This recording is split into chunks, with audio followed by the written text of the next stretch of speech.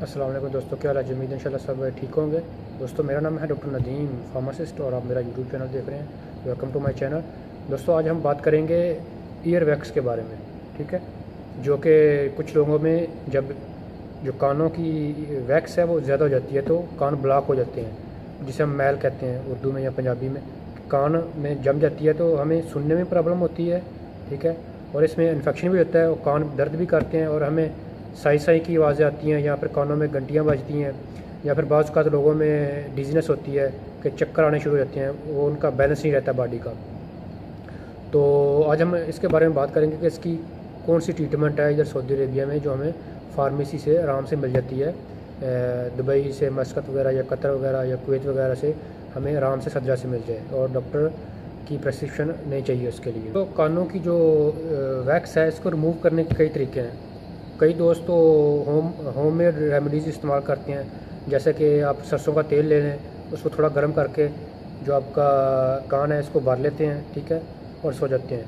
सुबह में क्या होता है कि वो जो वैक्स है वो नरम हो जाती है और आप जब शावर लेंगे तो वो बाहर निकल जाती है। इसको एक दो दफ़ा करने से भी आपके जो कानों की वैक्स है वो रिमूव हो सकती है। दूसरे नंबर पे जो इधर सऊदी अरेबिया में जो मेडिसिन अवेलेबल है, आप आसानी से मिल जाती है सर्दिया से आराम से, वो 6-7 रियाल में, वो ये है डी वैक्स। ठीक है, इसमें ये कतरा होता है, इसमें होता है डाकोसेट सोडियम। आप इस फार्मूले में कोई भी किसी भी कंपनी का ले सकते हैं, कहीं से भी आपको मिलता है तो आप ले सकते हैं। ये इसकी ज़्यादा से ज़्यादा कीमत 8 से 10 रियाल होती है। आ जाती है बारी इसका यूज़ कैसे करना है आपने। ठीक है, ये कतरा है, आपने अपने कान को ऐसे रख के टिल्ट करके इसको इस कतरे से भर लेना है। इससे 6 से 7 कतरे डालेंगे तो आपकी जो ईयर कनाल है वो भर जाएगी। ठीक है, और आपने सो जाना रात को। ठीक है, अगर आपके एक कान में है तो एक में डाल लें, अगर दोनों कानों में है तो फिर दोनों कानों में डाल सकते हैं आप, और इसको सो जाएं। ठीक है, ये क्या करेगा, ये एमल्सीफायर होता है, साबुन की तरह काम करता है, जो आपके कानों में मैल है या वैक्स है उसको सॉफ्ट कर देता है, जिसकी वजह से वो खुद ब खुद बाहर निकल जाती है। ठीक है, या फिर आप उसको जब नहाएंगे तो खुद ब खुद आपसे बाहर निकल आएगी और मुलायम हो जाएगी।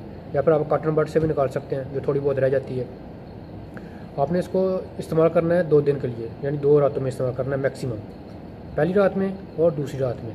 ठीक है, इससे आपका इंशाल्लाह मसला हल हो जाएगा। अगर नहीं हल हो रहा तो आप फिर आपके डॉक्टर को चेक करा लें कि कोई हो सकता है कोई और मसला हो आपके ना सुनने की वजह से, या आपके जो कानों में घंटियाँ बज रही हैं, या फिर कोई और मसला है, तो आप अपने डॉक्टर से कंसल्ट कर सकते हैं जो ENT का डॉक्टर होता है। ठीक है, वो आपकी मुकम्मल तशख़ीस करेगा कि आपको क्या मसला हो सकता है, कि हो सकता है कि आपकी जो वैक्स ना हो, कोई और मसला हो।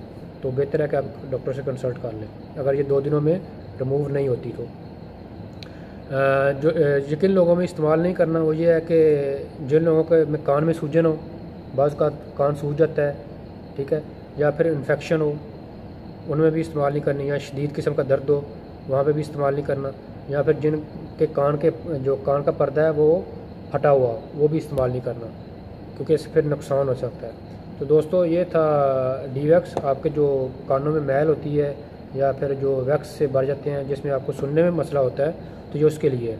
ठीक है, किसी और मेडिसिन के बारे में इंफॉर्मेशन चाहिए तो आप कमेंट में से पूछ सकते हैं, इंशाल्लाह जवाब दूंगा। जो भाई चैनल पे नए हैं, गुजारिश है कि सपोर्ट के लिए चैनल सब्सक्राइब कर दें, लाइक कर दें, बेल आइकन को प्रेस कर दें, ताकि आपको इंशाल्लाह जो OTC ड्रग्स हैं जिनके लिए डॉक्टर की प्रेस्क्रिप्शन नहीं चाहिए उनके बारे में इल्म हो सके। मैं इंशाल्लाह आपको बताता रहूँगा। जी, आपका शुक्रिया। अल्लाह हाफ़िज़, अस्सलाम वालेकुम।